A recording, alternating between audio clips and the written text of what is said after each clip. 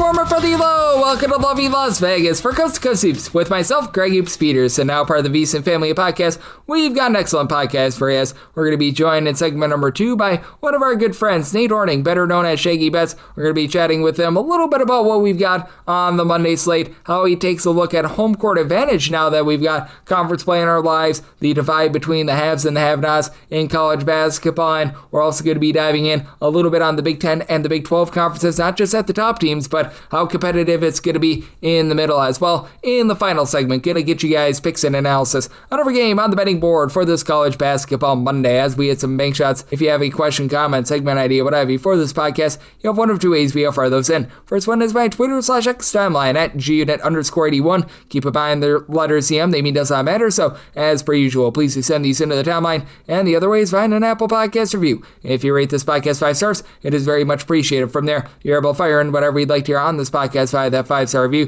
While I did not get in any Twitter/X questions today, we did see a very interesting day in college basketball on Sunday. Let's dive in, try to find some trends, and try to get to know these teams a little bit better. Games from yesterday is Greg buzzing about. Here is the rowdy recap. Do have to have this up at midnight Pacific, 3 o'clock a.m. Eastern, so if time allows, we'll insert that Gonzaga recap at the back. But we did see one ranked team win but not cover. That would be UConn being able to take down Marquette 73-57. This was a line that overnight was 20 points, went down a little bit, but Marquette just barely finds a way to be able to get in there. Offense still is very rough, though, as the team went 5 of 24 from three-point range. Certainly that UConn defense was able to come to play, and UConn was only 5 of 24 from 3 themselves, but won the rebound battle 49-37. They played even up with regards to turnovers, but they had themselves a nice game out of Solo Ball, who was able to spy 17 points, only won 1 of 5 from 3, but did a nice job getting to the free throw line, keeping things relatively clean, so nice, good winner for UConn. This was a nice winner as well for Seton. They do not cover the 2.5 as this game lands 2, and for Seton, they were down 17 points. They scored just 18 in the first half, but they find a way to eke this one out, 56 of 54 on a day where both they and Creighton were cold from the floor. Both teams shoot less than 37% from the field. Seton 2 of 7 from 3. AJ Sam McRae was 2 of 4, so he took over 50% of the team's 3-point shots. Creighton was just 6 of 27 from the outside, and Creighton does win the rebound battle 41-34, but you had Seton win the turnover battle 11-8, and for Seton 10 points out of Elijah Fisher. That was the high for them, and for Creighton, they had Austin Schwartz be able to spy 16 points. He's been rock solid for them. He goes 4 of 9 from 3. The rest of the team, and he's already 2 of 16 from 3-point range, so no cover, but Seton does find a way to persevere in that one. We saw a lot of action out there in the Metro Atlantic, and for Merrimack, they find a way to get the job done against Manhattan, 73-66, the final. And for Manhattan, it has been rough sledding on defense. They were able to find a way to rectify that a little bit more in this game, but also for Manhattan, they go just 3 of 12 from 3-point range, still awaiting Will Sidner being able to come back as he's been ineligible for the season. And for Merrimack, they were able to get 20 points out of KVR Kennedy, so they do find a way to persevere, and a lot of teams have not been profitable out there in the Metro Atlantic, with Rider being the biggest of them, 2-8-2 against the spread. Now, you either got a push or a cover, depending upon when you bet this game, as they were taking on Siena, and it was a Siena bunch that did find a way to win, but in a lot of cases did not cover, 74-65, the final. But for Rider, just still some rough play in general. They go 4 of 22 from 3-point range. Did go 11 of 13 at the free throw line, so yay, barely there, but lost the rebound battle 42-26. They win the turnover battle, surprisingly, 11-7, so a little bit of sloppiness out of Siena. It's actually been a relatively decent defense, but that said, it has been a very, very long year for them, to say the least. There have been a few teams in the American that have had a long year, Tulane certainly being one of them, but Tulane 69-66. They do find a way to be able to get the win over Florida Atlantic as a money line underdog. As for Tulane, they're now 6-8 against the spread, and Florida Atlantic is actually 9-4 against the spread, so they've actually been able to do a pretty solid job in terms of covering a lot of these numbers. But that said, for Tulane, 9 of 25 from 3, Florida Atlantic 5 of 23 from 3, and Cannon Carlisle, he can shoot you into a game or out of a game. He had in this game 10 points, went 4 of 10 from the floor, but along with his 4 assists, 6 turnovers, as that was against a Tulane team that hasn't forced a lot of turnovers. Florida Atlantic, 18 of them, so that was a little bit less than tremendous. And then you needed double overtime in this game. The Blazers of UAB find a way to get the job done against South Florida, 109-106, and UAB is down 9-5 against the spread, so they've been able to make some money. Ahmad Robinson for UAB, by the way, went 1 of 15 from the floor, but still found a way to be able to be productive for the team. Chance Westery, 24 points off the bench. And for UAB, 31 of 43 at the free throw line. South Florida, 23 out of 36 at the free throw line. They've got nobody to blame but themselves. You did have Wes Enos go 10 of 22 from three-point range. The rest of the team was a nice hearty 3 of 15, so that was a little bit of an issue for them. But for South Florida, they win the rebound battle 61 to 49, lost that turnover battle 14 to 8 though. So UAB in a very, very fun game to say the least. They get it done. And Tulsa has been one of your more profitable teams here to begin the season. They're 8-4-1 against the spread, but they do fall in this game to the North Texas Mean Green. North Texas 72 to 67 the final. And it's been a rough year for North Texas, but Jashawn Stevenson has showed up 21 points. He goes 4 of 8 from three-point range. And for Tulsa, they've been a high-flying offense, but they lose the turnover battle 13 to 8. You did have David Green be able to supply the team with 19 points, but certainly not what they were looking for out there. In Conference USA, it's been a little bit, shall we say, up, down, all around with regards to a lot of these teams, as in Conference USA, Florida National has really been able to make you some money. 9-2 against the spread, and they get it done against UTEP, 76 to 64 the final. As for UTEP, they actually go 10 of 27 from three-point range, but they were unable to win the rebound battle, 41 to 33. For Florida National, they were able to only go 3 of 17 from three-point range, but on the inside, they went 25 out of 48, I believe, on their two-point shots, with being able to have Corey Stevenson lead the way with 17 points. So they have been a highly profitable team thus far this season. Another team has been highly profitable. How about Sam Houston? 9-2 against the spread. They do lose to Middle Tennessee, but they were catching points, so they cover that, 68 to 67 the final. For Sam Houston, they go 5 of 11 from three-point range. Middle Tennessee, 11 of 29 from three-point range. Sam Houston was just too sloppy with the ball, 17 turnovers, but they won the rebound battle 40 to 31. So they're a team that's yielding some fruit, and they find a way to be able to cover that. And by the way, for UTEP, now 3-8 against the spread. Jacksonville State, they're now 3-8 against the spread as well, as they like to play slow and controlled, but I was unable to help them out against old Liberty.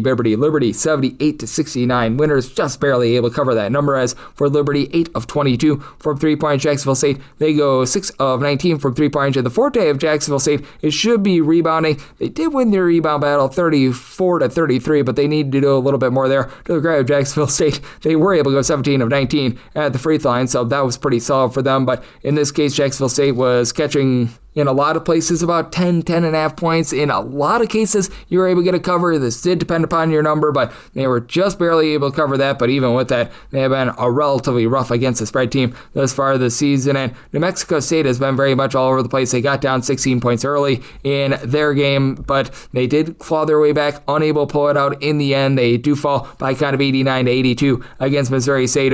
Missouri State, one of the worst three-point shooting teams in all of college basketball. They go 10 of 21 from three with Kobe Williams, 7 of 9 from three-point range, 32 points. He was able to help them out in a very, very big way. And then Delaware, 67 to 52 over a Kennesaw team that entered into this game leading the country in terms of total possessions per game. So lots of fun intrigue out there if you're looking at some of your bottom teams against the spread in all of college basketball this year. Right now, Texas Southern, they're 1-9 against the spread. Just absolutely sad and deplorable there. Marquette now 3-11-1 against the spread with the cover that they were able to get on Sunday. You have a Jacksonville State team that's now 3-8 against the spread along to UTEP, so we went through a lot of them. But Purdue, Fort Wayne, all of a sudden they've been a rough team as well. They do win 74 to 71 over Cleveland State, but they were trailing throughout. They were a team that was a pretty heavy favorite, so now they are 4-10 against the spread, as Cleveland State has been a little bit of an all-over-the-place team as well. But they did a little bit better job defensively in this game. For Purdue, Fort Wayne, they always pride themselves on winning the turnover battle, and they did so 15 to 8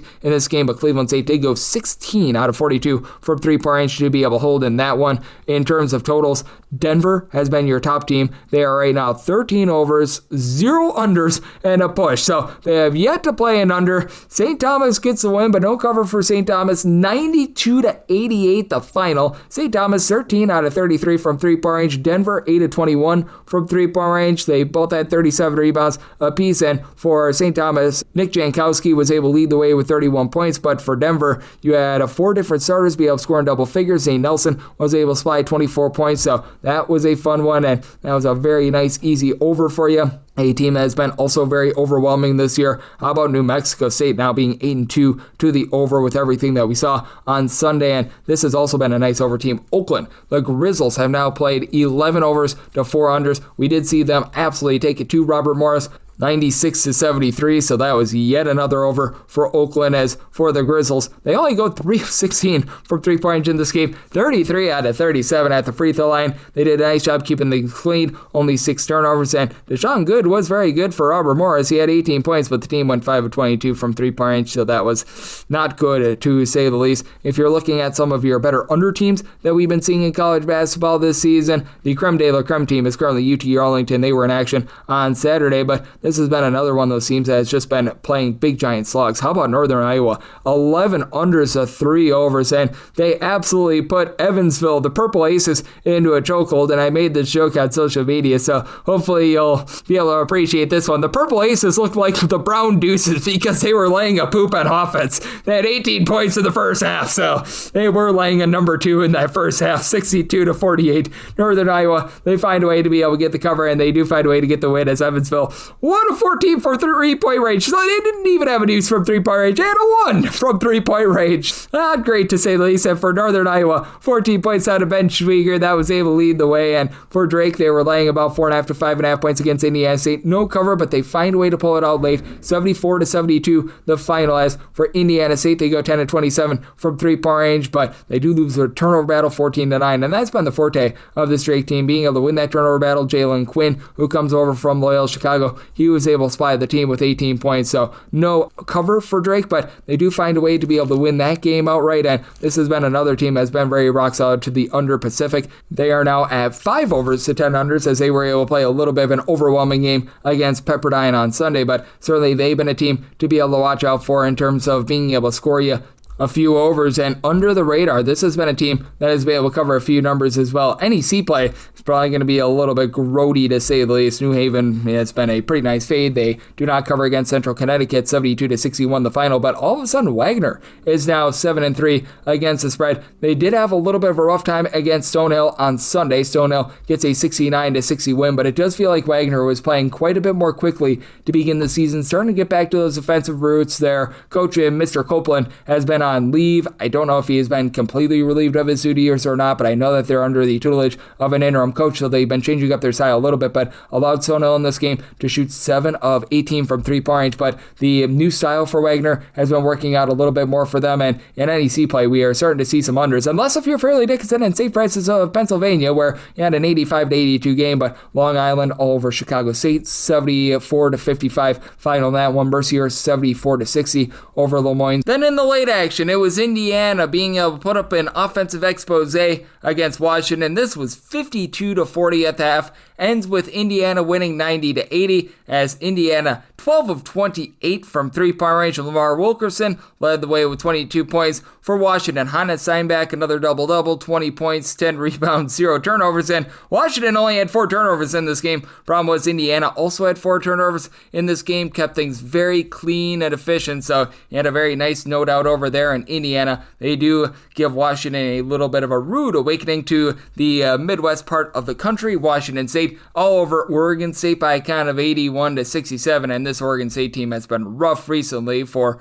Oregon State, they do go 9 of 25 from three-point range and actually win the turnover battle 12-10, but they lost the rebound battle 38-25. They were getting dump trucked on the glass and ace glass, break glass in case of emergency for 16 points, so he did a nice job there. And St. Mary's in Seattle, two teams that have been rock solid on defense thus far this season. For St. Mary's, they put up 93-76. They do take it to Seattle, and for Seattle, they won 11 of 25 from three, but St. Mary's 9 of 17 from the outside. Paulius Marsoukis, 30 points, 15 rebounds. For Seattle, they do win the turnover battle 9-5, but lost the rebound battle 46-19. Marsoukis by himself had 15. So if you combined he and Andrew McKeever, who off the bench had 8 rebounds, they had 23 rebounds. The entire Seattle team had 19. So nice clean domination on the glass. And for Gonzaga, they just absolutely took it to Loyola Marymount. As I'm doing this as the final seconds are ticking away right now, 80-44. As for Gonzaga,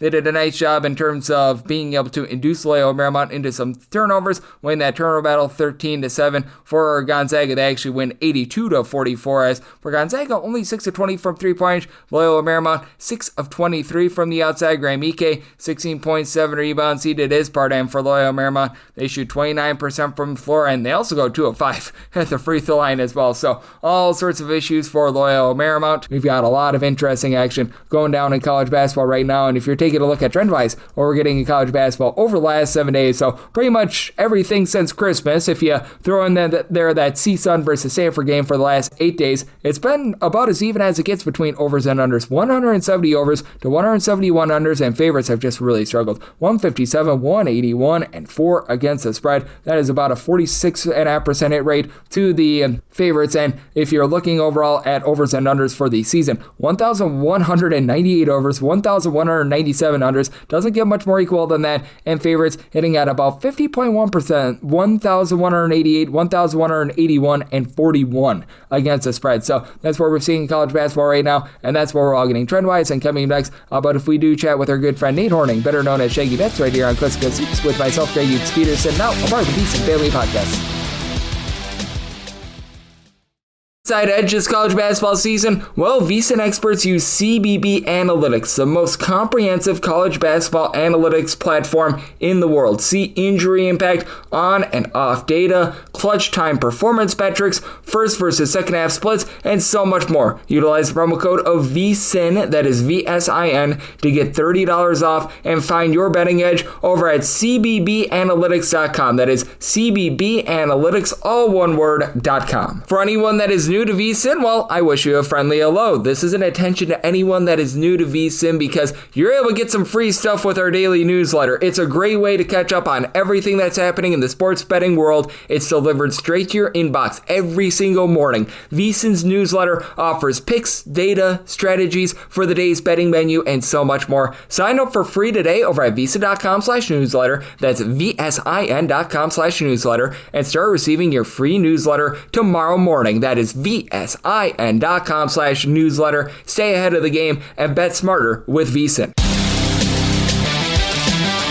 We're back here, lovely Las Vegas, for Coast to Coast Hoops with myself, Greg Peterson, now part of the VSiN Family Podcast. Always a pleasure to be joined by this man as he does great work out there in the Midwest. We've got Nate Hornung aboard. You may know him better as Shaggy Betts, as he is the handler of one Kobe Marshio over at Your Betting News. They do a great job with the show Up Your Units. I know that Nate, he does a little bit of everything, whether that be football, college basketball. I don't think he's gotten into women's flat track roller derby yet, but if they offered lines, I'm sure he would do a great job on that front as well. And you're able to follow him on the old Twitter/X at Shaggy_Betts. And it's always a pleasure, my friend. Thank you so much. Hey, thanks for having me on, Greg. Wherever we can find winners, man, we're going to scope them out. That's for sure. Oh, absolutely. Money is money. It doesn't matter if you're betting the Super Bowl or if you're betting on Russian table tennis like many people were during COVID. As long as you're able to find those winners and as long as the games aren't fixed as well, unlike the tabletop tennis from back in the day as well. Exactly. But yep, exactly. But how have you just taken a look at college basketball here? Because now we're at about the 2-month marker, and I feel like we might be falling into what we had last year, where we had all 4 1 seeds make it to the Final Four. You sort of knew who the top 3, top 4 teams were in all of college basketball, and I feel like we've gotten that once again this year with Arizona, Iowa State, and Michigan, and especially Michigan, just being able to break away from the rest of the pack. Oh, yeah, no doubt about it. Those 3 just head and shoulders above the rest, just separating themselves from the rest of the field. Yeah, we saw it with the Michigan Wolverines just week after week, annihilating anyone in a 20-point favorite against a ranked team, and they covered it. It's insane. They won by 30. And that's not even saying USC is a bad team. I think that's just more of a testament that this Michigan team is rock freaking solid, and they're going to be that way the whole year. So Michigan, I think, is on top, the team to beat right now in college basketball. Yeah, it's one of these things where it's like trying to find flaws in a super bottle when you take a look at Michigan right now, because they have just been absolutely incredible. But that said, those 2 teams out there in the Big 12 I think are going to be intriguing. And I am very fascinated to see what happens in Big 12 conference play. Obviously, Big 10 play as well, because I feel like the fight for number 2 and number 3 is going to be intriguing with Purdue, what they were able to do to Wisconsin over the weekend. That was impressive. But I look at that Big 12 because Arizona and Iowa State, who we just mentioned are 2 of the top teams in all all of college basketball, they're going to be meeting up at least once this year. And then the rest of the teams, like Central Florida has been a nice surprise. We've seen TCU actually stand up to Michigan in the past. I feel like there's a lot of solid out there in Big 12 play as well. As a Kansas Jayhawks fan, it's not looking very good. That loss to UCF yesterday, not good to start conference play. But you said it, this conference is stacked. The Big 12 is year after year very, very deep, and they're just going to beat up on each other. That's kind of what it seems like happens in this conference every single year, is everyone's clawing to take down the top dog. You know what I mean? And we've got Arizona and Iowa State up there, but teams like BYU, Houston, Texas Tech, they are all talented enough to win this conference, and they're certainly going to compete for it. So I'm really looking forward to just watching the Big 12 as a whole, because we've got some very talented basketball being played in that conference. No doubt about it, as Shaggy Betts, a.k.a. Nate Hornung, is joining me right here on Coast to Coast Hoops. And getting back to the Big Ten, I know that you said USC might not be that bad of a team. Well, they have a chance to prove it against Michigan State on Monday. And right now for Michigan State, 9.5 to 10.5 point favorites. How do you take a look at this spot? Because you do have a USC team coming off of a 30-point loss. Is this sort of a buy low spot, or a spot where you just don't want to be fading a team in Michigan State that we know that they've got a great home court environment out there at the Breslin Center, and we have seen them shut down very up-tempo teams that very much limit them all season, aside from Cornell? Absolutely. Cornell gave them a run for their money. We saw Michigan State barely beat Colgate the very first game of the season. Won by 11, didn't cover the spread, and Tom Izzo was pissed. In his post-game presser, he was mad. He was getting on his team, and they responded. They beat Arkansas the very next game, and they've just kind of torn through the rest of their schedule so far, aside from the loss to the Blue Devils, and then obviously coming off the loss to the Nebraska Cornhuskers in Lincoln. Bouncing back off of that loss, I think, is key here. I think the Spartans are very, very capable of doing so, especially at home, especially with Izzo at the helm.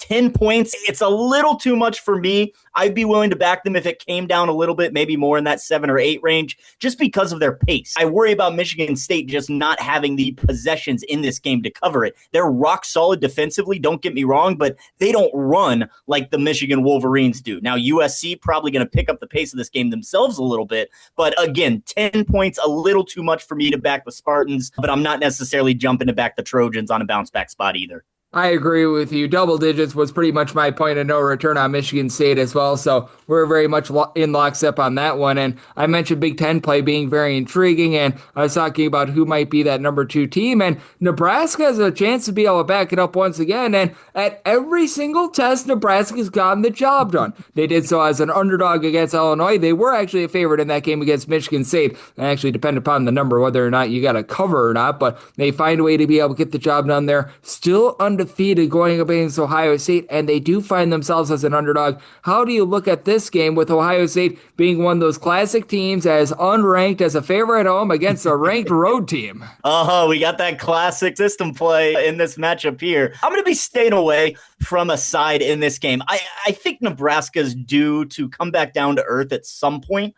I don't necessarily know when that's going to be. I'm not going to be betting on that to be in Columbus on Monday night, because you said it, 3 very good Big Ten wins over Wisconsin, Illinois, and Michigan State. Those are no slouches in the Big Ten. Those are some of the best teams in the conference. So I could see the Cornhuskers keeping it going, but I am going to be targeting this under 154 total points, a little too much for me, especially thinking that Ohio State has seen all the success that Nebraska has had. They've seen how talented they are. They might think, hey, we're a little out-talented. Let's slow this game down. Let's give them very few possessions to score to cover this number. And so I could see the Buckeyes putting up a fight, but I think they do so on the defensive end of things. So Nebraska, very good offensively, not a team that gets to the free throw line a ton or crashes the offensive glass, leading to less points on the scoreboard. So I'll be looking at this under in Columbus, under 154. Hey, and both teams are really good at guarding the three-point line. I personally like the under as well, so we are very much in lockstep on that. And how do you take a look at sort of these middle teams in the Big Ten? Because obviously Nebraska is going to have a chance to prove themselves. USC is going to have a chance to be able to put their stamp on things. UCLA, they're coming off a rough loss against Iowa, but I sort of do take a look at those teams.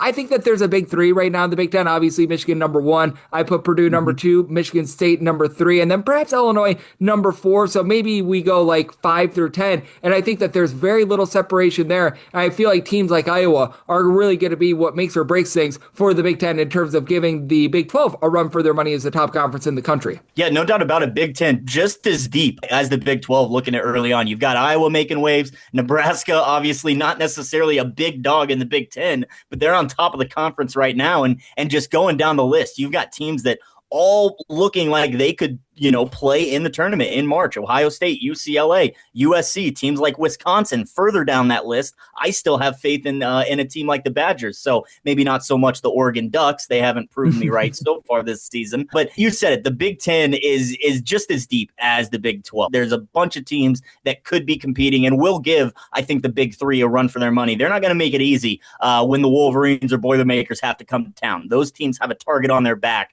especially for these other teams in the Big Ten that you mentioned are probably more in the 5 to 8 range. Absolutely, and I think that you know this as well as I do, as you're a man out there in Big Ten country. It always does feel like home court advantage does reign supreme in the Big Ten, and now that we're getting students back on campus after these long breaks, for some of these schools, it might take a game or two more to be able to get the crowds back at full capacity because schools sometimes start up like a week after the first of the year and everything like that. So you do want to be checking in on that just a little bit, but how do you take a look at things now that we're getting to conference play? Because I do think that there's going to be a little bit more value on some of these short lines involving home teams, and I do think that home court advantage, especially with a conference like the Big Ten, especially with a conference like the Big 12 that we've been talking about, I think that's all the more important in those conferences rather than, say, a Metro Atlantic where sometimes you just have to hop on the subway to be able to get to your road game. No doubt about it. Absolutely. I mean, home court advantage really comes into play, especially during conference play. And I would almost argue it sometimes means more in those smaller mid-major games because, what are those conferences playing for? They're not playing for anything but pride, but the rivalry game. It's all about the student showing up, and the atmosphere can really make or break whether or not that team does have a home court advantage. And, one of the teams I'm seeing kind of in those low major spots is the Princeton Tigers. I think I'll be backing them against Pennsylvania at home. I think that home court advantage will come into play. Princeton, a team that's just 4-11, Penn not overly good, 7-6 on the year, but why is Princeton laying these points in this game? It's in my mind, it's because they're at home. It's because that home court advantage is going to come into play. So I'll be looking to back Princeton minus the 2.5. And how much do you want to look at the overall travel itself? Because I do think that in the Big Ten, it means a lot when you have a team like a UCLA having to travel through 3 time zones, play a team out there on the East Coast. And I mentioned the Metro Atlantic very, very specifically because I look at them with teams traveling like 5 or 10 miles, and that's something to where it's like that doesn't take anything out of you, in my opinion. And in these mid-majors, like I think the WAC is a very good example where you've got a very spread out conference, and a conference like the Summit League where you have to go to the Dakotas, even though it might not be the most ruckus crowd out there in the Dakotas, having to travel hundreds and hundreds of miles without like charter flights and everything like that, I think that takes a ton out of these teams as well. Oh, no doubt about it. It will definitely impact their performance on the court, especially if they're a team that maybe really, really likes to run. Maybe they come out a little sluggish. Maybe they come out a little tired and slow because they've been on a long bus ride for however many hours getting to their next game. Speaking more on those Power 4, Power 6 conferences and their travel, we've got a team like USC on Monday that's been on a bit of a Michigan tour this weekend. Came out to Ann Arbor on Friday night, had to play the Wolverines then, staying out there facing the Spartans in East Lansing on Monday. So they're not sleeping in their own beds. They're slumming in hotel rooms and just have to deal with it. So I think that could definitely lead to them coming out a little bit sluggish on the other side. Yep, I'm right there with you, and I do think that these are going to be some fun spots to be taking a look at, and I know you mentioned one of the games that you're going to be taking a look at for Monday is that Penn versus Princeton game, which I'm very intrigued by that one, and are there any other ones that are going to be standing out to you? Because I personally am going to be backing a lot of home teams, but I look at that William & Mary versus Charleston game, and I just continue to like what I'm seeing out of William & Mary, and that's a team that I feel like I'm going to end up backing, even though Charleston has been getting a little bit healthier. That's one I'd be a little scared of, to be honest with you. I think that home court advantage could come into play for Charleston. I'm actually backing a team on the road as well. I'll back the Yale Bulldogs going up against Brown. Yale is just that team in the Ivy League year after year. They've made their way through a tough non-conference schedule, 11-2, coming off a loss to the Alabama Crimson Tide. It's time for Yale to set the Ivy League on fire like they do every single year. I think they're going to get a big win over Brown on the road, start off conference play hot, and I would be willing to back them up to double digits at least, maybe even by 11 or 12 in this spot. So laying the 8.5 with Yale on Monday is something I'll definitely be doing. Yeah, I set my line at 14.5 on Yale. I'm right there with you. They just time and time again dominated. If you look at their against the spread trends, that I'm not much of a trend guy, but I think it means a little bit more in a conference like the Ivy League where you have pretty much no transfers coming in. They're one of the most dominant teams at covering the spread in conference play over the last decade plus. So that's a spot that I'm looking at as well. I'm right there with you, and I know that you, Nate, are doing such a tremendous job on so many different fronts. Football, basketball, anything that we're able to make money on, you're able to find some winners. So love the good people at home. Know it's all on tap for you. And how people can follow along on social media and other platforms. Yep, absolutely. You can follow me on all social platforms at Shaggy_bets. I'm most active on Twitter/X. Then you can catch me on Up Your Units with my co-host Colby every single Monday through Friday at noon Eastern on the Betting News Network, and find all of my scribbles at bettingnews.com. Absolutely. We've got Nate doing such amazing work looking at this great game of college basketball every single time he joins me, lends such great insights, and did so once again today. So a big thanks to Nate for joining me on Coast to Coast Hoops, now part of the VSiN family of podcasts. And up next, it is that time of the podcast. I give you picks and analysis on every game on the betting board for this college basketball Monday as we hit some big shots.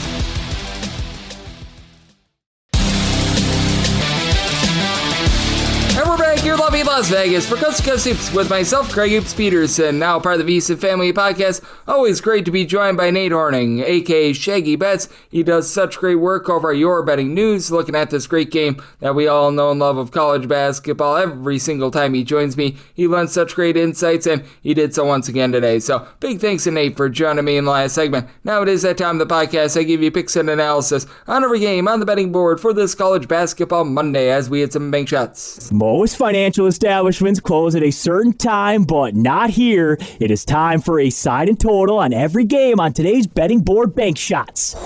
Do note that as per usual, any changes that are made to these plays will be listed up on my Twitter/X feed at gunit_81, and we're going to be going in Las Vegas rotation order. This is where we go with the bigger conferences first, so you're going to get some Ivy League, some Coastal Conference, Big Ten, Horizon League. I believe that that's all of them, and then these are going to be the games at the bottom, the MEAC and SWAC games, the Southland Conference, and I believe that that's all the conferences, and I don't even think that the MEAC is in action, and anything that would be in the NEC will be down at the bottom as well. Let's get things started with 871, 872 on the card. Columbia is on the road against Cornell. Cornell is a 2.5 point favorite. 169.5 is the total. I did set a total here of a 166. I'm going to be in on the under. This is a Columbia team that's been really good on the glass, and I do think that that is going to be able to help you out with this under, as they have been a top 45 team with regards to rebound percentage. Now, they do go up against a Cornell team that is playing at warp speed. They're a top 30 team in terms of total possessions per game, and in the first year under Kevin Hovde, this has been a Columbia team that's been a little bit more mid-tempo. In terms of total possessions per game,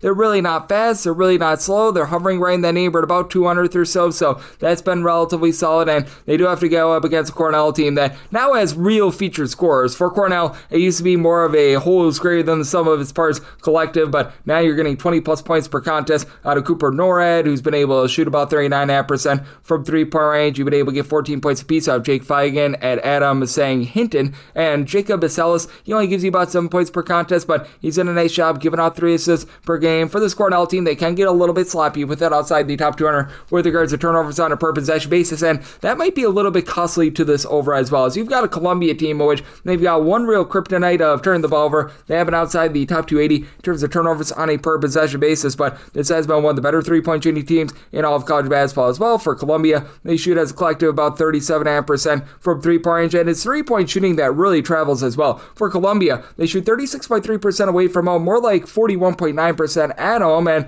this is a Cornell team that, while they do love to bomb it from three, they're actually really good with their two-point shooting percentage, and for Cornell, right now they are shooting 40.5% from three-point range as a collective. I do think that that's going to be going downward a little bit, but also a top 20 team with regards to that two-point shooting percentage. When it comes to Columbia and being able to guard the arc, they've been very good, though. They're allowing teams to only take 35% of their shots from three-point range. That's actually a top 50 mark in all of college basketball, and on those threes that teams take, they're not like a Stonewall or anything like that, but 32.4%. That's a top 130 mark in the country. For Columbia, they've been dealing with an injury to Zanu Eddie Bedri, one of their top rebounders, but Player Thompson at 6'8", 8 has been able to take over 10.5 points, 5.5 rebounds per game. Kenny Nolan is just great. 16.5 points, shoots 97% free throw line, 40% from three-point range, and each of your top 3 active scorers for Columbia shoot at least 40% from three-point range, with Jared O'Keefe doing a nice job there. I do think that in the end, you might just have a little bit too much with this Cornell team, especially with them being at home, and Avery Brown still dealing with an injury for Columbia. And with this Columbia team, I do think that they are going to be able to slow things down a little bit and do a nice job on the glass to be able to keep themselves lively. So I set a line here of 2. I'm going to be willing to take 2.5 plus with Columbia, and I'm in on the other side by total at a 166, 873, 874 on the card. Nebraska is on the road against Ohio State.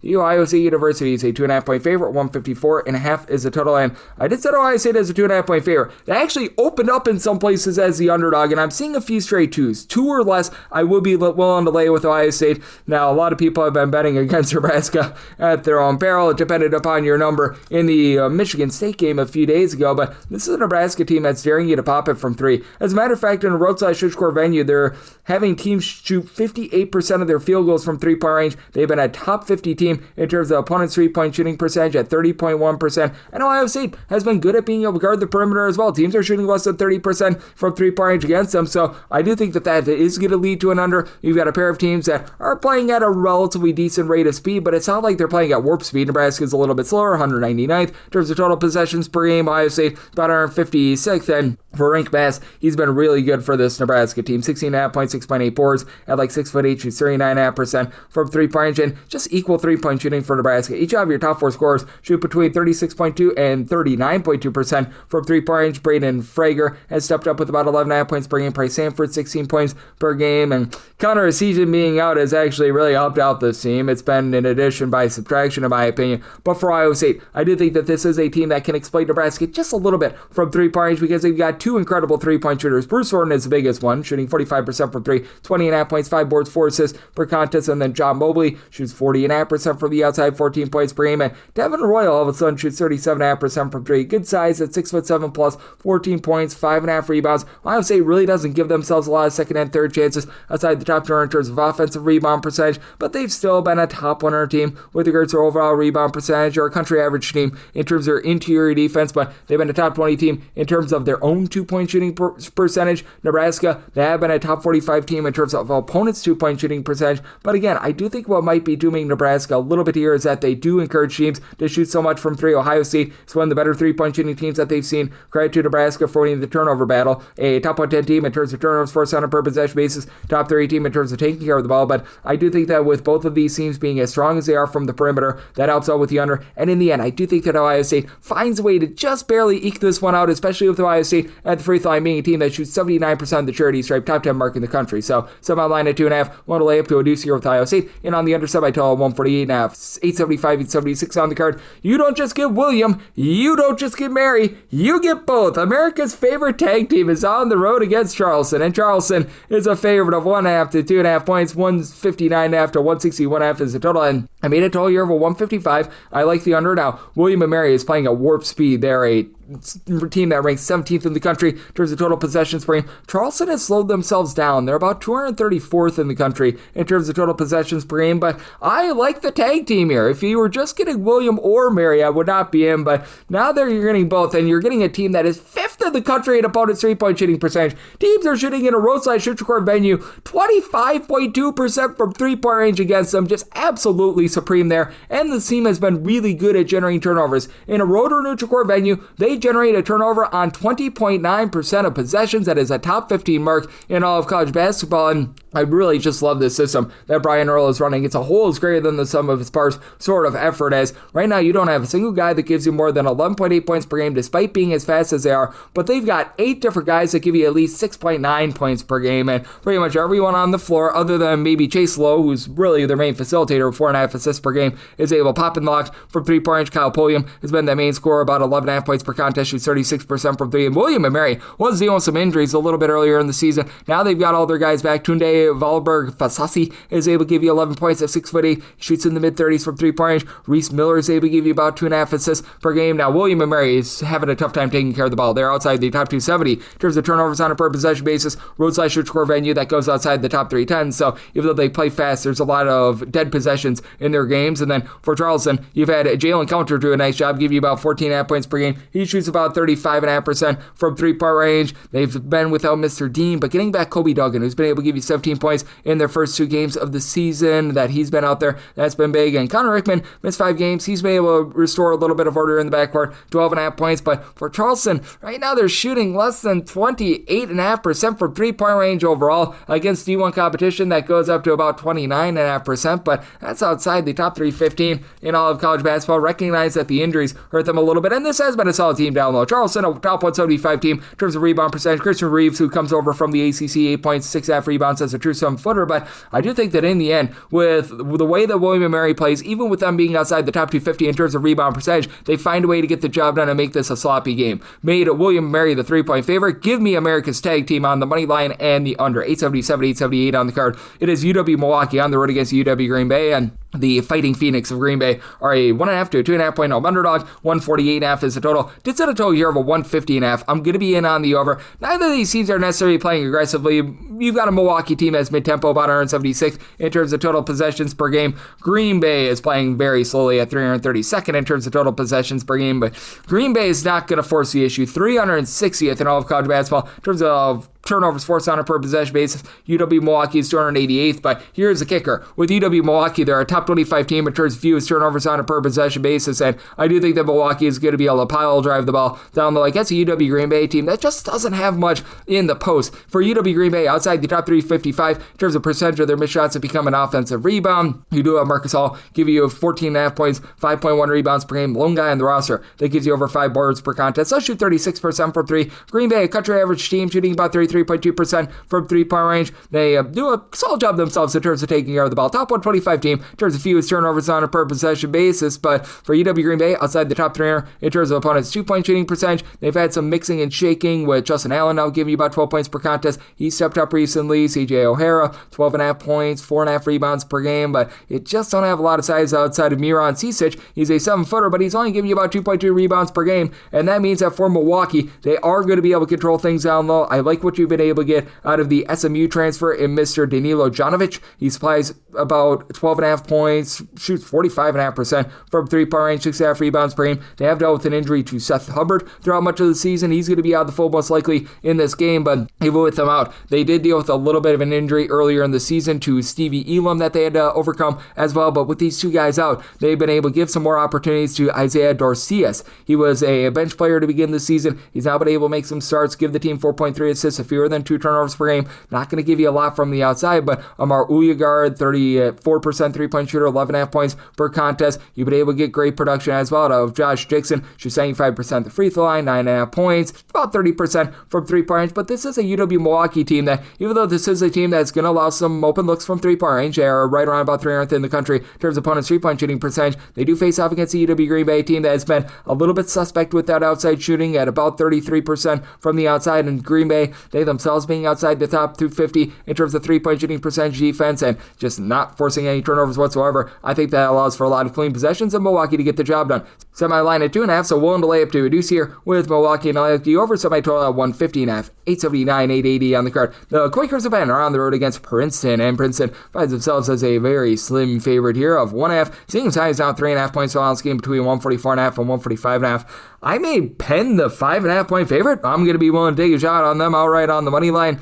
This Princeton team is just not what they have been on offense in the past. They are outside the top 250 in terms of points scored on a per possession basis. Only about 213th in the country in terms of three-point shooting percentage. That's an issue considering that over 48% of their shots come from three-point range. That's a top 35 rate in the country. And this is a Penn team that's actually guarded the arc really well. Teams are shooting about 30.4% from three-point range against them. That is against D1 competition, top 60 mark in all of college basketball. Now for Penn, they've been dealing with a little bit of an injury to Ethan Roberts. He's been missing for 4 games, and I'm thinking he's going to be out Once again, we haven't seen him in a month, but TJ Powers, a former top 30 recruit of Duke and Virginia, who's supplying 14.5 points, 8 boards, 2.5 assists per game. He's shooting 37% from three. Penn as a whole is right now shooting 39% from the outside. Top 40 team in terms of three-point shooting against D1 competition. Michael Zanoni, Cam Thrower, these guys have stepped up in the absence of Ethan Roberts. They're combining for a little bit over 20 points per contest. Both shoot over 40% from three-point range. Now, this is a Penn team that is going to give up some second and third chances on the glass, but Princeton is not a team that does a good job of being able to give themselves second chances. Outside the top 300 in terms of offensive rebound percentage, they're also outside the top 300 in terms of turnovers forced on a per possession basis. That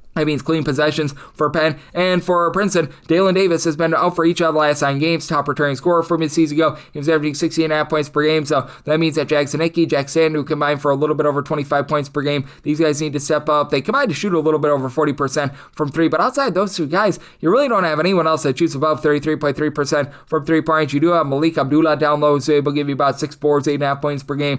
Lone guy on the roster gives you over 5 rebounds per game. It's a Princeton team that's been outside the top 300 in terms of opponents' 2-point shooting percentage. Actually guard the arc well. They're a top 125 team in terms of opponents' 3-point shooting percentage, but I do think that in the end, this Penn team going to get more clean possessions. This is going to be a slow-down game as you got a Princeton team that is playing quite slowly, about 316th in terms of total possessions per game. For Penn, they're a little bit more of a mid-tempo team this year in terms of total possessions per game, 179th. I did set a total here of a 145.5. I do think that you get just enough here for the over, so at a 144.5, I like the over, and with Penn, I like them on the money line, made them a 5.5 point favorite, 881, 882. You've got Dartmouth on the road against Harvard, and the smart kids of Harvard are a 5.5 to a 6.5 point favorite. 143.5 to 144.5 is the total, and set a total here of a 141. I do like the under. You got a Harvard team that's playing really slowly in terms of total possessions per game. The Crimson are 347. Dartmouth a little bit closer to mid-tempo, 161st in the country in terms of total possessions per game. And Dartmouth last year was a really good team in terms of not allowing second and third chances. Now they're doing absolutely nothing to generate turnovers here. 337th in all of college basketball in terms of turnovers forced on a per possession basis, but they have been a team that has been allowing teams to grab now about 29.5% of their missed shots as an offensive rebound. That's been a big fall off from last season. And Harvard, they're pretty solid in terms of not allowing second and third chances. 91st in the country in terms of offensive rebound percentage. And for Harvard, I am willing to lay it. I made them a 7-point favorite because they do return each of their top 3 scorers from the season ago. Robert Hinton, Tay Barber, and Chandler Piggy. These guys have been very rock solid a long time as Beatties and Barber combined for about 23 points per game, and they combine to shoot over 46% from 3. Rest of the team is a little bit suspect, but still, because of their 3-point shooting, the team is a top 80 team with regards to overall 3-point shooting percentage at 36.6%, and in a pressure spot, this team shoots 78.5% the free throw line, top 10 mark in all of college basketball. Robert Hinton, 16 points, doesn't really pop a wall from 3, but gives you steal and out per contest. Chandler Piggy, Savage Suffer, 3.5 assists, steal and a half, 14 points per game. A little bit of a top-heavy team. You only have 6 different guys that give you over 8.1 minutes per game, but that said, with this pace of play, that really doesn't matter as much. And with this Harvard team, they are well outside the top 320 in terms of percentage of their missed shots. That result in an offensive rebound. Dartmouth outside the top 225 in terms of offensive rebound percentage as well, and they've been sloppy with it. Outside the top 300 in terms of turnovers on a per possession basis. Now, I like what Kareem Thompson brings, 18.5 points. He's shooting 55% from 3. That'll see a fall off, and this is a Dartmouth team that has been shooting about 37.5% from 3-point range. That's a top 40 mark in all of college basketball. Harvard, though, has been solid in terms of guarding the perimeter. Top 175 team in terms of opponents' 3-point shooting percentage. And Dartmouth, to their credit, they've been one of the best 3-point shooting defenses in all of college basketball. Teams are shooting less than 30% from 3-point range against them. If you look at both D1 and non-D1 games, if you look at D1 games and D1 games only, it's still been very rock solid as teams are only shooting in that neighborhood about 29.4% from 3-point range. So I do think that both of these teams are going to have a little bit of a difficult time being able to find those looks from 3. That's a big reason why I'm in on the under. And then you do have, additionally for this Dartmouth team, a guy that I like in Brandon Butchell-Dave. Good versatility, 8.8 boards, 11 points, 3 assists per game. But I do think that the overall sloppiness of Dartmouth is going to be hurting them. I think that Harvard is going to be able to get their slow and controlled style. And even though this is a Harvard team that they don't grab a lot of second chances themselves, they're not going to allow Dartmouth to be able to get those second and third chances. And with Dartmouth, they have been outside the top 200 in terms of opponents' 2-point shooting percentage. So want to lay with Harvard, set them as a 7-point favorite. Like the under, made by total 141, 883, 884 on the card. Yale is going to be on the road against Brown. What can Brown do for you? If they don't go get blown out, they're probably going to make you some money. They're between 8.5 and 9.5 point home underdogs. 146 146.5 to 147.5 is the total, and I don't think that Brown is going to be delivering here. I said Yale is 14.5 point favorite. Yale is second in the country in terms of points scored on a per possession basis in a road/score venue. Now for Yale, they're also 289th in the country in terms of points allowed on a per possession basis, but they do allow 5.1 points fewer per 100 possessions in a road/score venue rather than at home. And Yale, depending upon if you use D1 or just raw both D1 and non-D1 game numbers, they are either number 1 or number 2 in the country with regards to their three-point shooting percentage at 43.1%, with Nick Townsend shooting 53.5% from 3, 17 points, 7.5 rebounds per game. Isaac Salazar, he's been able to supply 14 points, 5 boards. He doesn't necessarily pop well from 3, but Riley Fox, he's been foxy, shooting 42% from 3, 13 points per contest. I absolutely love what these guys are bringing to the table. And for this Yale team, where they really get hurt is along the outside. They've been actually a country average team in terms of opponents' 2-point shooting percentage. They've been a top 100 team with regards to rebound percentage. They keep teams off the free throw line, but they really do give it up from 3-point range, and they do, for lack of a better term, sort of dare you to shoot from 3. They're a bottom 45 team in terms of percentage of opponent shots that come from 3-point range, but this is not a Brown team that's very lethal from 3-point range. This Brown team has been shooting about 36% from 3-point range overall, but they don't take a lot of threes. In terms of percentage of their shots that come from 3-point range, this team is well outside the top 225 in all of college basketball, and to the credit of Brown, this has been a team that has been very good with their perimeter defense. They're allowing teams to shoot only about 29.2% from 3-point range. That does rank 26th in all of college basketball. They dealt with an injury early on during the season to Landon Lewis, who's been able to actually shoot 43% from 3 on low volume, 13.5 points, 5.5 rebounds per game. Now, Brown has been a team that at home has been outside the top 300 in terms of points scored on a per possession basis, because while they do a relatively solid job of being popping from 3, they have been well outside the top 200 in terms of ball security. You've got two teams that play very slowly. With Yale, they're about 305th in the country in terms of total possessions per game. Brown is 275th in the country in terms of total possessions per game. And for this Brown defense, they have been pretty solid in terms of generating turnovers. They currently clock in 90th in the country in terms of turnovers forced on a per possession basis. But also for some reason, it just feels like they have not been able to get a lot going with regards to their backcourt play. They miss from last season Keno Lilly Jr., so they've had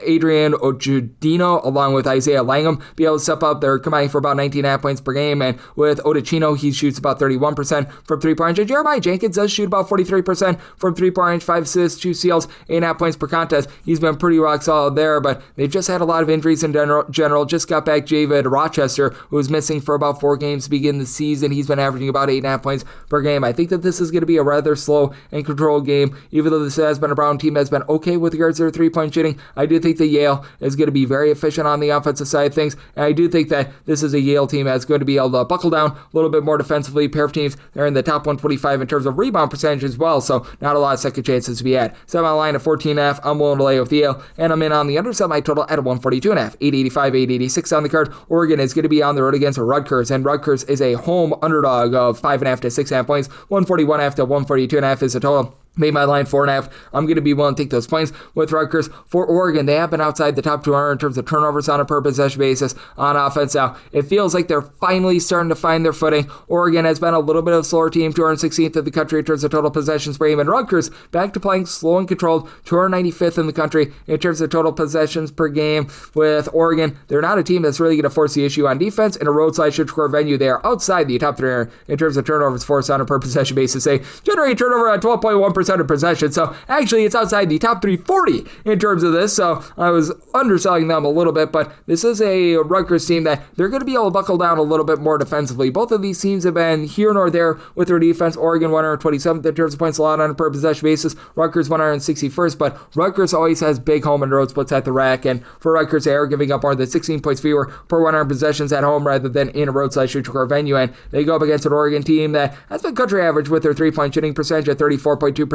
Nate Biddle has been very versatile at 7 feet tall, 16 points, 2.5 blocks, 6.8 rebounds, 36% 3-point shooter. Jackson Shellstad, he only shoots about 31.5% from 3, but great facilitator, 5 assists, 15.5 points per game, dealt with a little bit of injury to begin the season, and I can tell you that he's getting healthier and healthier as the season goes along. Big thing for Oregon has been the offensive rebounding, top 35 team in terms of percentage of their missed shots that result in an offensive rebound, but now they do have to go up against a Rutgers team that has been pretty sturdy on glass themselves. They've been a top 75 team in terms of offensive rebound percentage. percentage. It is a Rutgers team that leaves a lot to be desired with regards to their overall shooting outside the top 250 in terms of 2-point and 3-point shooting percentage, but Dylan Grant, 14.5 points, shoots 42% from 3-point range. Michael Davis, 41.7% 3-point shooter, 7.5 points per game. Tariq Francis has been able to give you 14 points per game. It's a team that is about country average in terms of taking care of the ball themselves, and I mentioned the fact that Rutgers has some pretty big home and road splits with regards to their defense. The same does go for them on offense as well. 254th in the country in terms of points scored on a per possession basis, but scoring about 12.5 points more per 100 possessions at home. I do think that this is going to be a game where the offenses are going to struggle a little bit more. I did set my total at 142.5, mainly because I do think that this is going to be close enough for late game fouling. Rutgers, they are about a country average team at the free throw line. This is an Oregon team that in a pressure spot, they shoot 71.1% of the free throw line. They actually have identical free throw shooting percentages, and I think that that's just enough to be able to get you the over. So set my total at a 142.5, like the over, and at 5+1, take those points with Rutgers. This is the last game on the normal Las Vegas betting board before we hit the extra games, 887, 888. It is USC on the road against Michigan State, and Michigan State a 9.5 to a 10.5 point favor. 150.5 is the total, and I set my line at 9.5. 10+, I'm going to be willing to take the points with USC. Now, you're going to have dueling tempos here, guys. You got a Michigan State team that's about 262nd in the country in terms of total possessions per game. USC is 14th, and USC played an up-tempo game against Michigan, but Michigan is just generally a very fast team. I think that USC is going to need to slow it down a little bit, especially with dealing with an injury to Rodney Rice, who has given the team about 20+ points per contest. He has been ruled out for the season. Now they're going to be looking at Cam Woods to be able to give you some minutes. He has played in 2 games this far, and he's got 2 more points than myself, but he has been able to give out about 7 assists in those 2 games, so he's giving you a little bit of facilitation, but the scoring takes a little bit of setback. Chad Baker-Mazara has been a nice Jetsy stuffer, 20.5 points, 5 boards, 3 assists, shoots in the mid-30s from 3-point. And USC, a solid but not amazing 3-point shooting team at 35.5% from 3-point. What has been the forte of USC is getting to the free throw line. They're a top 5 team in all of college basketball in terms of free throw attempts on a per possession basis. Overall, about 85th in terms of points scored on a per possession basis. That actually does ascend into the top 50 away from home, but now you go up against a Michigan State team that's just very fearsome on defense, 29th in the country in terms of points allowed on a per possession basis, a top 5 team in terms of rebound percentage, and Michigan State has been able to find that swagger with regards to their outside shooting, as you've got Jackson Kaler, who's been able to be the head of the sink for this team, as he's averaging darn near a double-double right now, 14 points, 10.5 rebounds. He's shooting 51% from 3. We'll see a little bit of fall off there. Team as a whole, they shoot 36.5% from 3-point range. That is a top 80 mark in all of college basketball, and Jeremy Fears has been incredible, being able to give out over 9 assists to fewer than 2.5 turnovers per game, and he has seen a little bit of a rise with regards to his 3-point shooting. This team as a whole, though, if you look at their home and road splits in terms of their 3-point shooting percentage, Michigan State shoots 43% for 3-point range away from home, compared to 32% at home. I think that that's going to be ironing out to both the positive and the negative, but they do go up against a USC team that has been able to do a pretty sturdy job with regards to perimeter defense. They've been a top 75 team in terms of opponents' 3-point shooting percentage, or a top 125 team in terms of turnovers forced on a per possession basis, and having Gabe Dines down low, he's able to give you some blocks. USC has been a top 20 team in terms of shot blocking, so even though they are going to lose a battle down low, I think that they can hold up a little bit better in the post than a lot of teams, even with Carson Cooper, give you 10 points, 7.5 rebounds per game. And Michigan State, not a team that's going to generate a lot of turnovers outside the top 250 with that regard, just really good in terms of opponents' 2-point and 3-point shooting defense. So set a total of 145.5, like the under, and a 10+, taking those points with USC, and now we hit the extra games. The normal betting board picks are complete, but there are some extra games today, so we go into the bonus. 306, 621, 306, 622. Alabama State is going to be on the road against Arkansas Pine Bluff. Pine Bluff finds themselves as a home underdog here of 2.5 to 3 points. Still on this game between 161 to a 161.5, and I set my line with Arkansas Pine Bluff being the 3.5 point favorite.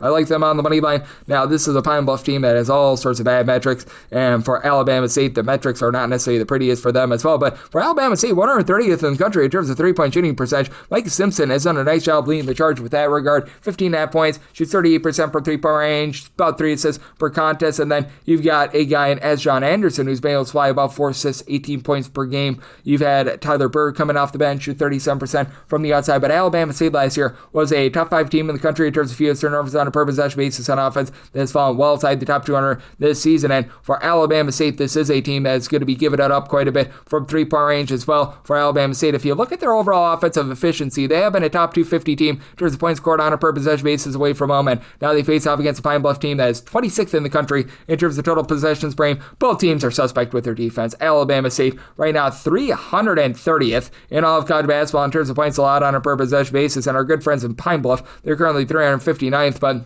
for Pine Bluff. They dealt with a lot in the offseason as they bring in Keon Williams, who began his career over at Oklahoma State. He was actually the top scorer for Abilene Christian last year. He didn't join the program until late August, early September, and he's been able to supply about 17.5 points, 6 assists. He's just gaining confidence as the season goes along. They dealt with a little bit of an injury to Milan Charles, who since he's come in, he's been able to give you 11.5 points per contest. Jaquan Scott was pretty solid at UTSA in the small amount that he played last season. 17.5 points, 7.5 boards, shoots 38.5% from three-point range. Bit of a top-heavy team, especially with Anthony Sellers currently being out of the fold. Ramel Lloyd Jr. is out with injury as well. But that said, this is a Pine Bluff team that I do think is going to be able to do a little bit of a better job inside. They are a team that isn't getting completely blasted on the glass. They've been able to find some good looks from three. They shoot about 33% as collective if you include their non-D1 games. And in their first game against a D1 team at home, because every other one of their games against D1 opponents were on the road, they scored over 90 points against Alabama A&M. I do think that this is going to be an up-tempo game, and I think the Pine Bluff gets the job done. So I'm outlining at 3.5. So I'm willing to take Pine Bluff on the money line, and I'm going to be in on this total over 306, 623, 306, 624. It is Lamar, and they are going to be on the road against Southeast Louisiana. Southeast Louisiana is a 1.5 point home underdog. 134.5 to 135.5 is the total.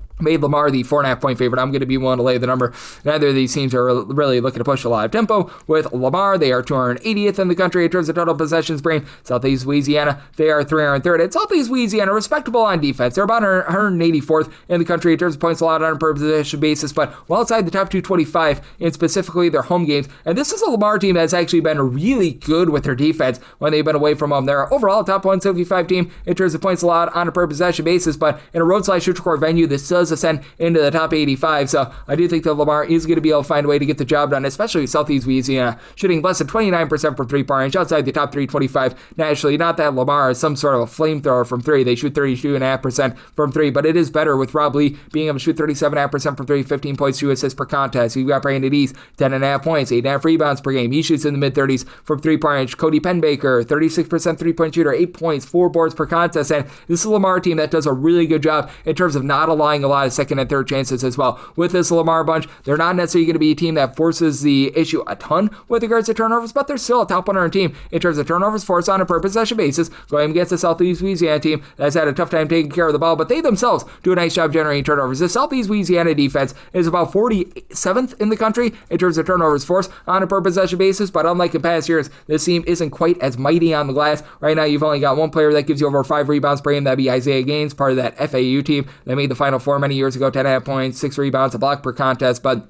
he and Jeremy Alisi, your top 2 scorers, combined to shoot 6.9% from three-point range, with Alisi give you 12 points, 5 rebounds per game. Now for Southeast Louisiana, they've actually been a top 100 team in terms of defensive rebound percentage. They are well outside the top 250 in terms of their own 2-point shooting percentage and their own offensive rebound percentage, so they're not doing a ton there. And again, 26.5% three-point shooting percentage, I think is going to be a little bit costly. I think that this is going to be a slog of a game. I set my total at a 134.5, so along with weighing it with Lamar at a 135.5, I'm in on the under. 306, 625, 306, 626. Southern is playing us to Prairie View. Prairie View is an underdog at 7.5 points, 161.5 is the total, and with Southern, I set them as an 8.5 point favorite, so I'm willing to lay the 8. You've got a Prairie View team that's going to gamble for turnovers. This is a Prairie View team that year in and year out, they do a solid job with that regard. 63rd in the country in terms of turnovers forced on a per possession basis, and Southern has taken a massive step back with regards to their turnover percentage. Last year, they were a top 40 team in terms of turnovers forced on a per possession basis. This year, they're just 188th, but a little bit of that is a byproduct of the competition that they've been playing, because if you look at them specifically in home games, they have been, once again, a top 50 team in terms of turnovers forced on a per possession basis, so I do think that you're going to be getting some sloppier play, but you've got 2 teams that are going to be looking to absolutely gun it.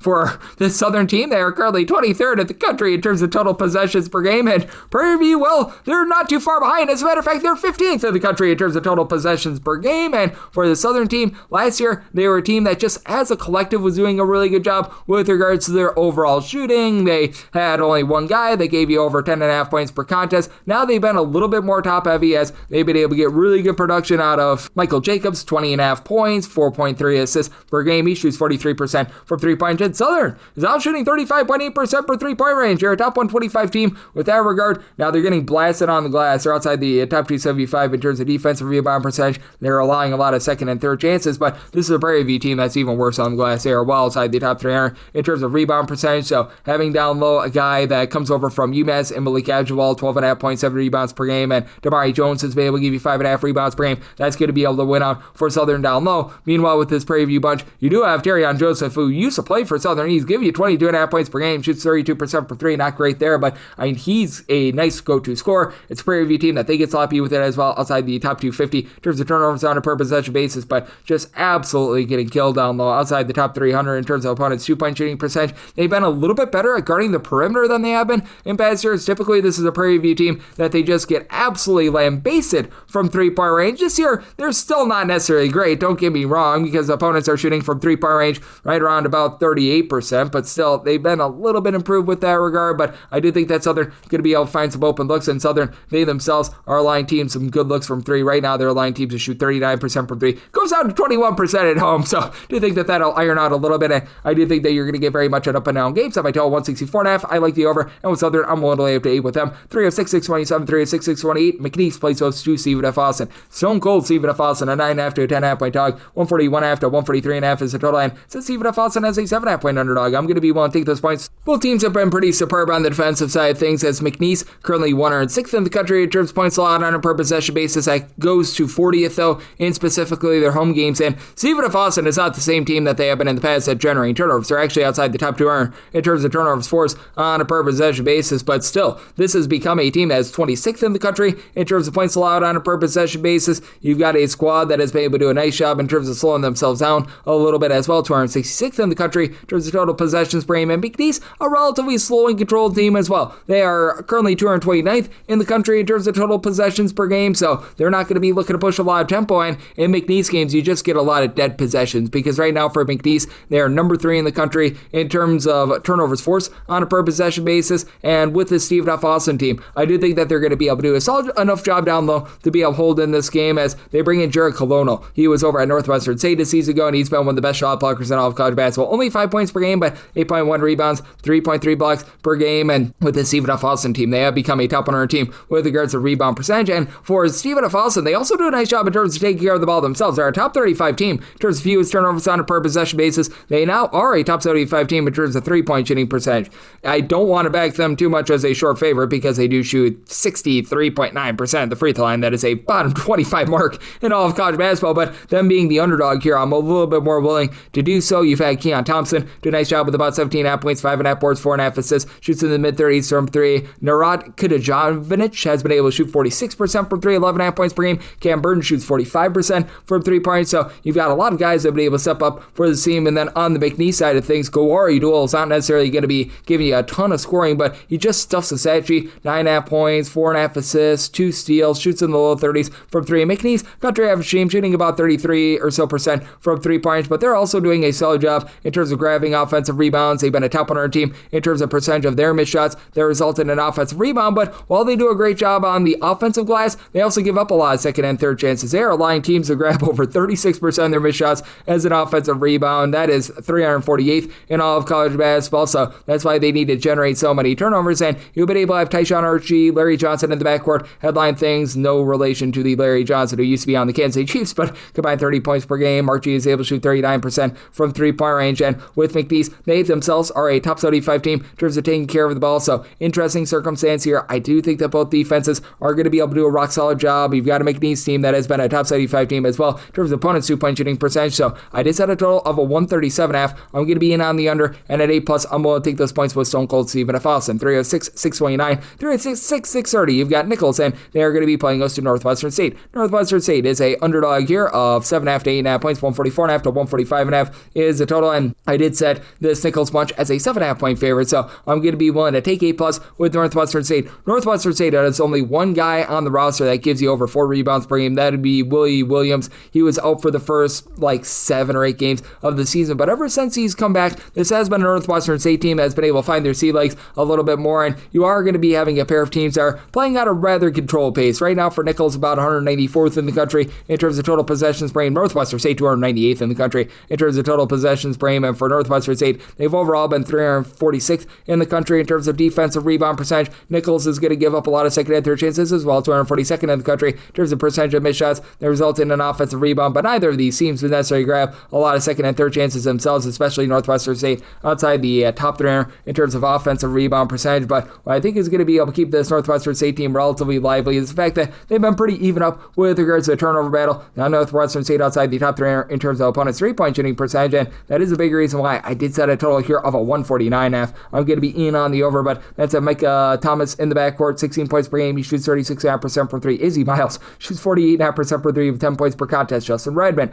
38.5% three-point shooter, 9 points per game. It's a bunch that has some good three-point shooting up top, and then the ancillary guys have been able to do a nice job in terms of mixing and shaking. You get nearly a steal per contest as well out of Willie Williams, so he's been able to do a nice job stuff with the stat sheet there. And this is a Nichols team that their forte on defense is being able to generate turnovers. They're not a team that's going to be really physically imposing down low, but for Nichols, they're currently 11th in the country in terms of turnovers forced on a per possession basis. That goes up to number 4 when they are at home. Nichols has overall been outside the top tier in terms of points scored on a per possession basis, but it's starting to iron out. They're now shooting about 35.5% per three, with Jalen Surreals being able to give you 13.5 points, 41% three-point shooter. Sincere Malone, 37.5% three-point shooter, 2.2 steals, 12 points per contest, and then Jalik Dunkley has been able to give you 13.5 points. He throws in their steal and a half per contest as well, so these guys are doing a great job with that regard, but they are outside the top 250 in terms of both their own two-point shooting percentage and opponents' two-point shooting percentage. Credit to Nichols for not doing as much with regards to giving up offensive rebounds as opposed to Northwestern St, but I do think that Nichols being outside the top 250 in terms of opponents' three-point shooting percentage, that does just enough for this Northwestern St to be able to hold in there. So at 8+, I'm going to be willing to take the points with the Demons, and like the over, I saw my total at a 149.5. 306-631, 306-632, you've got UT Rio Grande Valley, and they're going to be playing this Incarnate Word, and the Word is a 1.5 point underdog. 144.5 to 146.5 is the total, and this is a circumstance where I set Grand Valley as a 1.5 point underdog. So I do like Incarnate Word on the money line as an underdog. With Incarnate Word, this is a team that's looking to play very slowly. They're outside the top 3 in terms of total possessions per game, but they're one of the best teams in all of college basketball at being able to execute offensively, and you've got two of the best three-point shooting teams in all of college basketball as well. But despite that, I am going to be willing to go in on the under. I recognize that this Incarnate Word team is not generating a lot of turnovers or anything like that, but for Incarnate Word, this has been a unit that has been able to do a good job in terms of just being able to find good looks from three-point range, and Jordan Pike being able to give you 5.5 rebounds per game, shooting in the high 30s from three with a double-figure amount of points. I do think that that is going to be very supreme for this unit. Now, you've got an Incarnate Word team that if they have to pile drive the ball inside, they've been outside the top 275 with regards to their own two-point shooting percentage, but they shoot from three-point range about 37.1% from the outside. And for this Grand Valley team, right now they are shooting about 36.5% from three-point range. It actually goes down to 28.7% at home, 42.3% away from home. I do think that we are going to see that iron out a little bit, and to the credit of Grand Valley, they've had problems in the past in terms of turning the ball over. They've been a little bit better this year. They are a team that is more around about 250th in terms of turnovers on a per possession basis on offense, but it's been way more ghastly in the past. But in Incarnate Word, they do a nice job taking care of the ball in a road/search-core venue, top 50 team in terms of fewest turnovers on a per possession basis. And on the Incarnate Word side, you've been able to get a lot of production out of Davion Bailey along with Taj Savosky. These two guys combined for over 36 points per contest. Savieski, he's been able to shoot from three-point range more around about 40% from three. Davion Bailey, 38.5% from three-point range, with Bailey being that main guy with 22 points per contest. Throws in there a pair of assists. Savesky, he's been able to give you 5 assists per game. And then Harold Woods, who comes over from Northeastern, about 8.5 points, 7.5 boards, stealing half per contest. He just does a little things for this bunch. And Incarnate Word is not necessarily an amazing three-point shooting defense, but they're far from awful. Right now, they're allowing teams to shoot in that neighborhood about 33 or so percent from three-point range. Meanwhile, you've got a Grand Valley team that they've been allowing teams to only shoot about 31.9% from three-point range. So these are two pretty sturdy teams in terms of opponents' three-point shooting percentage. For this Grand Valley bunch, you've had Always Right, and that is his actual name, by the way, who's been able to give you about 3 assists per contest. Not necessarily a supreme scorer, and for Grand Valley, this has become a whole greater than the sum of its parts sort of outlet, as you've got right now 9 different guys that give between 4.5 and 11.7 points per contest. Corey Condon is that main scorer with 11.7 points, 5.5 rebounds per game. For Grand Valley, they've been able to do a pretty solid job on the glass. Top 225 team in terms of rebound percentage. They are a top 175 team in terms of opponents' two-point shooting percentage, so they're not great, they're not awful with that regard. Not a team that's going to generate a lot of turnovers, and for Grand Valley, typically this has been a very up-tempo team. They've slowed themselves down this year to about 217th in the country in terms of total possessions per game, and at home, they're well outside the top 235. So I do think they get a slowed down game, and I do think that Incarnate Word was just enough to be able to find a way to get the job done with a good backcourt. I set Incarnate Word as a 1.5 point favorite, so I like the money line, and with a slowdown play, like the under, set my total on 143.5. 306-633, 306-634. Grambling plays us at Texas Southern. Texas Southern, a 6.5 point underdog. Totals ranging a little bit between 145.5 to 148.5, and with Texas Southern, I made them a 10 point underdog. I am going to be willing to lay it with Grambling. Texas Southern has covered only one game thus far this season. This has not been good, to say the least, and you've got a Texas Southern bunch.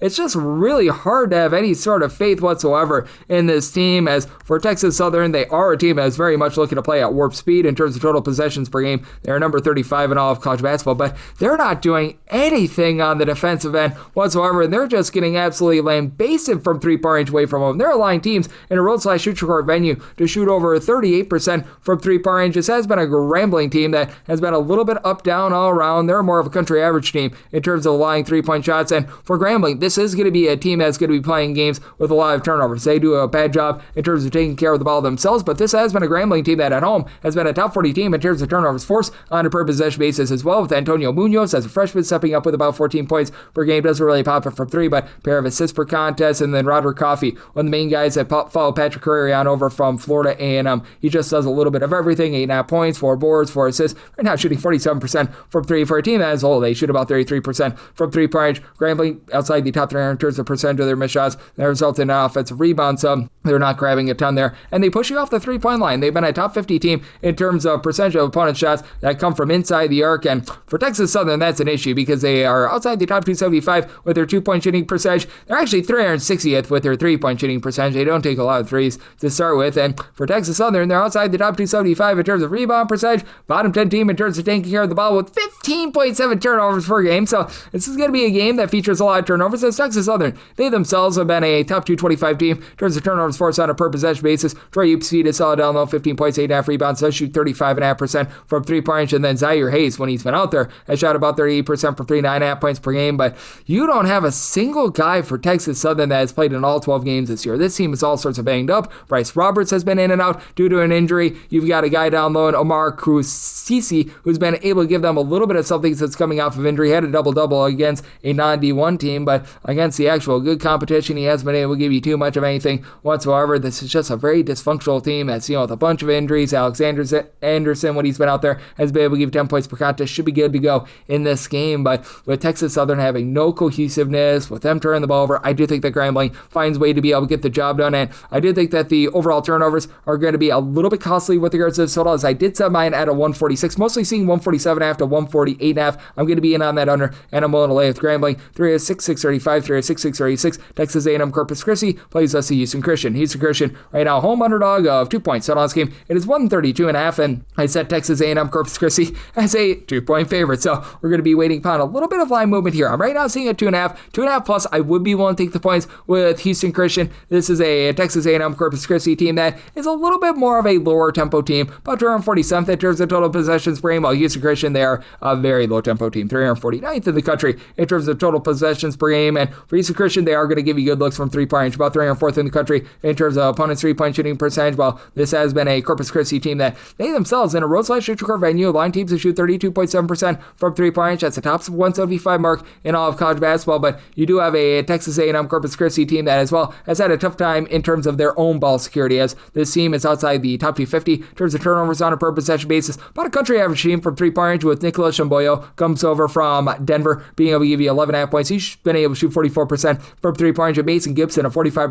3-point shooter, 10.5 points per contest, but only one guy on the roster really gives you over 5 rebounds per game in Sheldon Williams, 11.5 points, 7 rebounds per game. Now you've had Senak Everin, hopefully I said that correct, being able to give you about 6 rebounds per game, but he's been in and out of the lineup. They've just gotten him back here in the last few games. He's a guy that comes over from overseas at 6'8", so he's a little bit of a mixer and shaker, but he's been dealing with a lot of injury. It's a Corpus Christi team that overall has been one of the more underrated mid-major teams with regards to their overall rebound percentage, as they do a solid job in terms of giving themselves second and third chances with this Corpus Christi team. They do rank in terms of percentage of their missed shots that result in an offensive rebound at home in the top 40 in all of college basketball, but that falls well outside the top 225 when they're away from them. Meanwhile, you've got a Houston Christian team that they're not doing a lot in terms of giving themselves second and third chances. Houston Christian, 273rd in terms of offensive rebound percentage, but for Houston Christian, they were dealing with some injuries in the backcourt to begin the season, as out for the first 5 or so 6 games of the season was Elijah Brooks. He's back he's been the top scorer since he's returned, 12.5 points. Well, he shoots 20% from three-point shots. Christian, they're shooting about 31.5% from the outside, but you do have Ryan Bartley along with Kylan Green combining for about 21 points per game, and Green has been able to give you about 5.2 assists per game. It is a Houston Christian team outside the top 225 in terms of their own ball security, but they've also been able to do a relatively solid job with regards to their interior play. This has been a top 225 team with regards to their own two-point shooting percentage. Now, for Houston Christian, in a nip-and-tuck game, they shoot 65.5% of the free throw line. That's a big reason why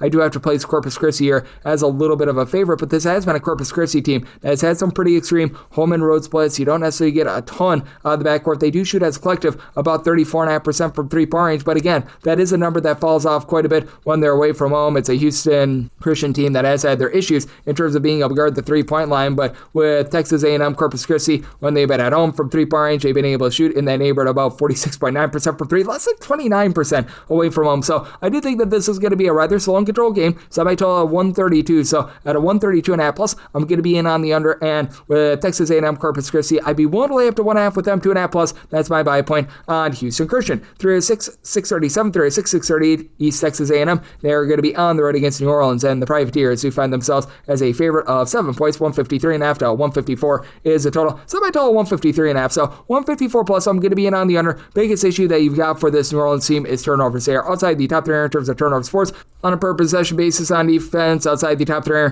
in terms of taking care of the ball on offense. And you do have a pair of teams that are going to be looking to play relatively fast, with East Texas A&M 121st in the country in terms of total possessions per game. New Orleans 120th. So both teams are in very much lockstep there. New Orleans is a unit that is a little bit more content to pile drive the ball inside, with Churchill Abis, a former starter over at DePaul, saw some good minutes over at Wake Forest, give you 4.5 plus rebounds per game. MJ Thomas has been able to give you about 10.7 rebounds per game, and this is a New Orleans team that they do shoot about 33% from three-point range. They're about 200th in all of college basketball. East Texas A&M last year was brutally bad with their three-point shooting. They're a little bit better this year. They're shooting about 31% from the outside, but that does go below 30.5% from three-point range at a roadside shoot-score venue, and after a really good start to the season with their three-point shooting, that has taken quite a bit of a fall-off. Meanwhile, they're a team that also doesn't do the world's greatest job inside as well, about 240th with regards to their own two-point shooting percentage. The Charleston State transfer, Ronnie Harrison, he's a lone guy that gives you double figures, 14.5 points, 5.5 boards, shoots in the mid-30s from three-point range. It's a East Texas A&M team as well outside the top 3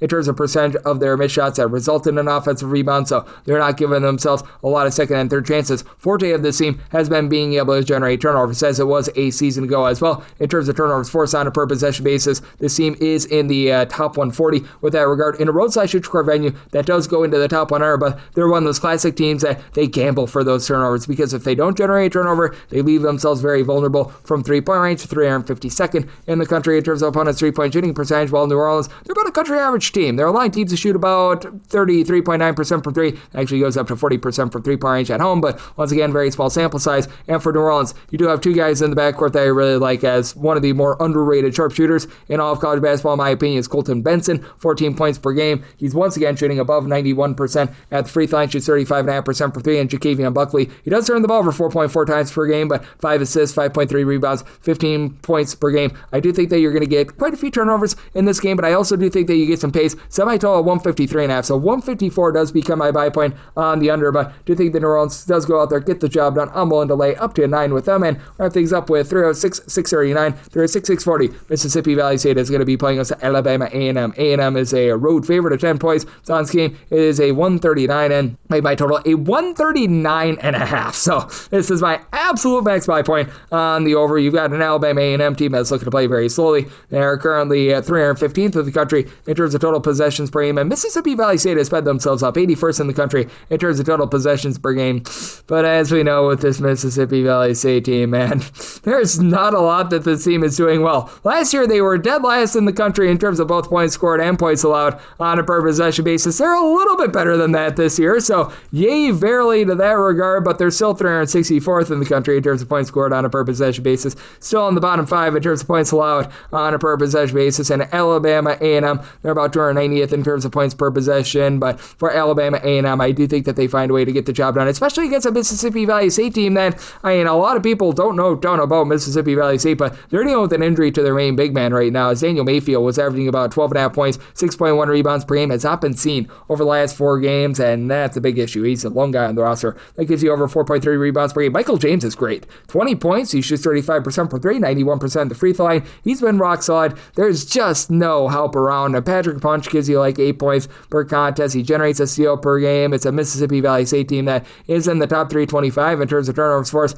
on a per possession basis, but they're outside the top 340 in terms of both opponents' 2-point and 3-point shooting percentage. So plenty of scoring opportunities to be had for an Alabama A&M team that you've got a lot of guys that followed their coach Dante Jackson on over from Grambling, including the top scorer Kentavian Dozier, who's giving you 15 points. Only shoots about 30% for three. Alabama A&M outside the top 275 with regards to their own 3-point and 2-point shooting percentages, but Alabama A&M is certainly going to have a sizable advantage on the glass, especially with the Mayfield injury, and even if he does play in this game, you have to figure that he's not going to totally be 100% with Alabama A&M. They've been a top 155 team in terms of defensive rebound percentage, so they're not allowing a lot of second and third chances. Sammy Pacisis dealt with a little bit of an injury early on, but he's back, 11.5 points, 3.5 assists per contest. He comes in after he was in the America East over at New Hampshire last season. You've been able to get a few of those other Grambling guys, like a James Graham going with about 7.5 points per game. I recognize that he's been dealing with quite a bit of injury, but he's been able to return here in conference play, and I do think that for this Alabama A&M team, one that's built a little bit more on defense, they're going to be able to hold on this Mississippi Valley State team, but Mississippi Valley State is just so ghastly on defense. I do think that you get the over. I like the over, so I told 139.5 and 1 to lay up to 13 with Alabama A&M, and that'll wrap things up for the Monday edition of Coast to Coast Hoops, part of the VSiN Family Podcast. Big thanks to Nate Hornung, better known as Shaky Bets, for joining me in the last segment. If you do like hearing from his fine podcast, Coast to Coast Hoops,